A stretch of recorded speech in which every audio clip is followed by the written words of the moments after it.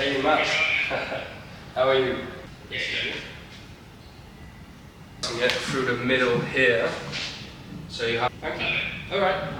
Yeah. Thank you. Have a great day. Thank you. Bye bye. The call I just had was the starting point of a new custom design series I'm going to be bringing out. This table is going to be #001, and the custom design series is all about working together with the client or on my own, making an art piece so special that it's worth being numbered. What makes this table so special is the collaboration between me and the client. So at the start of the video you saw me call with the client. This was to make sure the piece of wood was perfect for the project. Of course I needed to keep in mind the sizes and if it would even fit into a 1.80 m in diameter table, because this will be a 1.80 m round dining table, which is massive. But for the rest, the design side of things, the client has been a part of all the way through. So from choosing the piece of wood to doing the layout before pouring epoxy, the epoxy color itself, and of course the finish. The client has all seen this and he approved of everything. The biggest choice the client made on this table was probably the epoxy river. We were pretty much spot on everything we liked, so we were pretty parallel on the choices, but one thing he did change, which I would have done differently, was the epoxy river. Now he wanted asymmetrical, and personally I like symmetrical. We ended up changing it of course because the client wanted it, but I ended up loving this, so I liked it more than it being symmetrical, so the way I would have done it. And I think that's always a fun thing when working together with the client.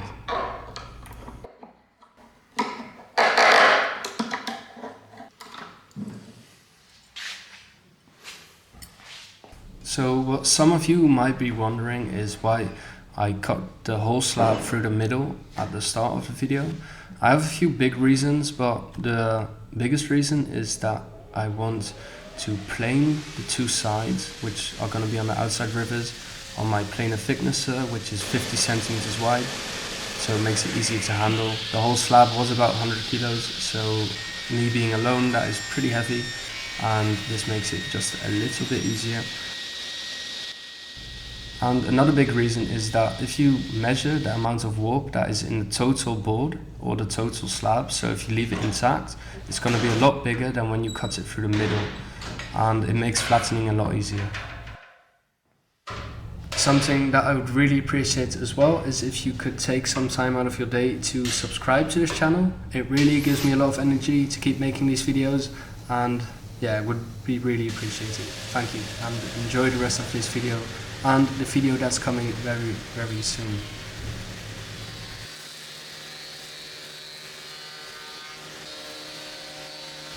Here you can see what I was talking about earlier in the video, so I can plane and thickness these boards which are less than 50 centimeters wide on my planer thicknesser, and here I'm planing them to the exact thickness of the board I did on the CNC.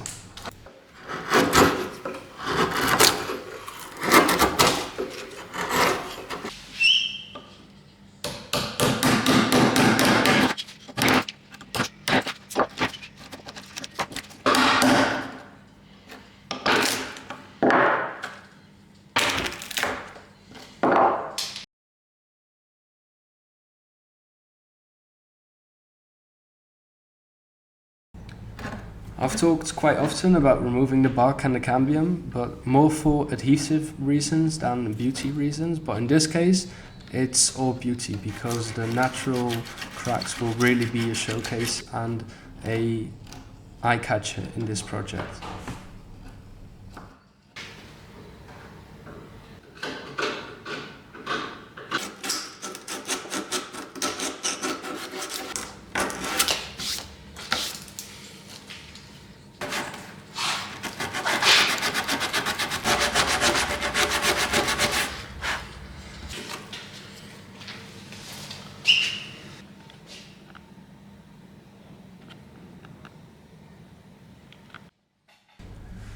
This is something I do, especially when working with clients on their project, but it's not needed. I sanded the top, and this gives a clearer view on which part of the slab is going to be the top or the bottom.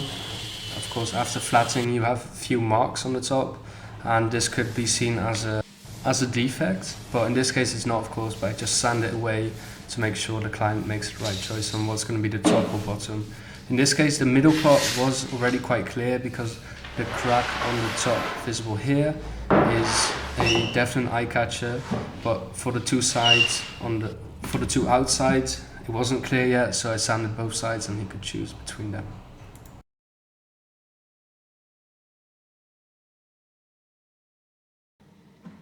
Hey, good. How are you? In what you think would be nice. So I've laid it out in what would fit in the mold. Alright.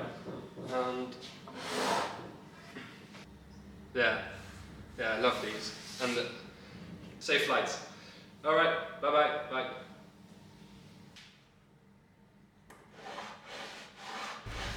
Something I like doing on all my round table builds as well is drawing a circle on top of the wood. I'm going to be cutting away the excess wood and I will be making bow ties of these.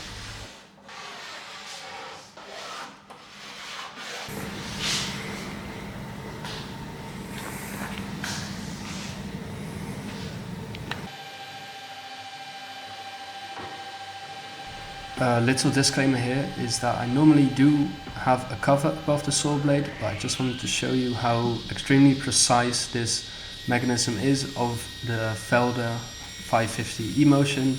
It's an absolute great machine. I still love it. I've had it for 3 years and I don't regret a single moment getting this saw. That being said, if you're looking for a machine like the ones I have, I really do recommend them. You can send me a message. I'm not sponsored by them, but you can always ask questions about machines. I will help you gladly. Because I'm not affiliated, I will give an honest review, but I must say, I'm really happy with them. Their customer service is great and that's something I stand for as well, so yeah, it's just all round great company.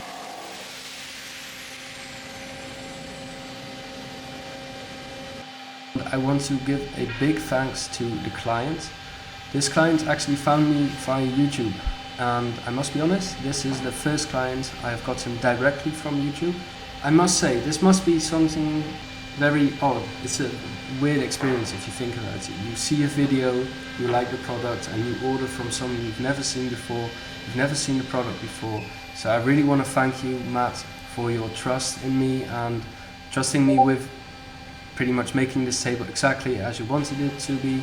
And of course never seeing the product, so this table is on its way to Matt right now as this video is being posted, and I really hope he likes it. So any case, I want to thank you, Matt, for trusting me and the nice conversations we've had as well. I hope to see you in the near future.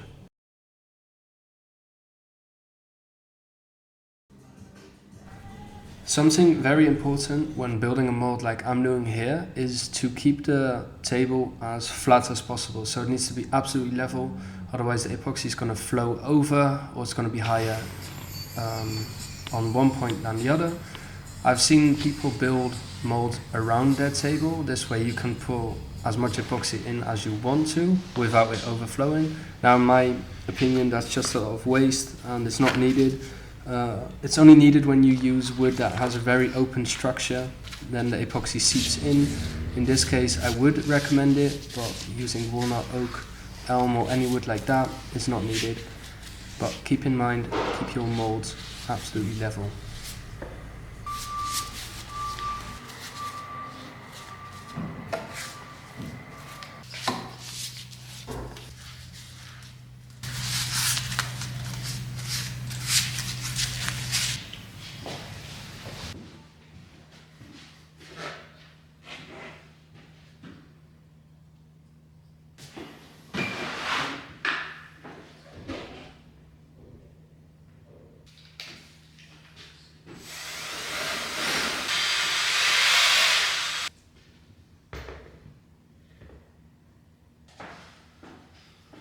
Hey Matt, I'm good.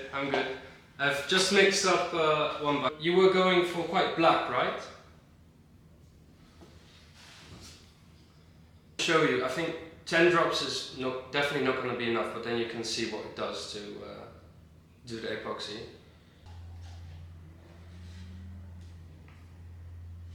So yeah, as you can see, this is really light. Can you see that good? Well enough?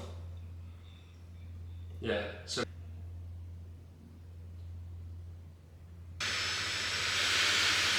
you could go a bit darker.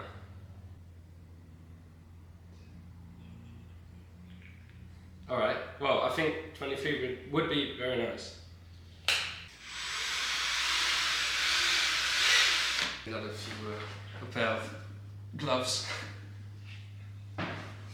Alright.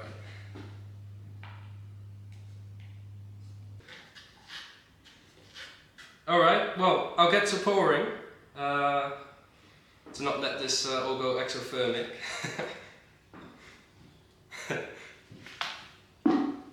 Yeah, I'll show you when it's all poured. Alright, great. Yeah, you too. Bye bye. Bye bye.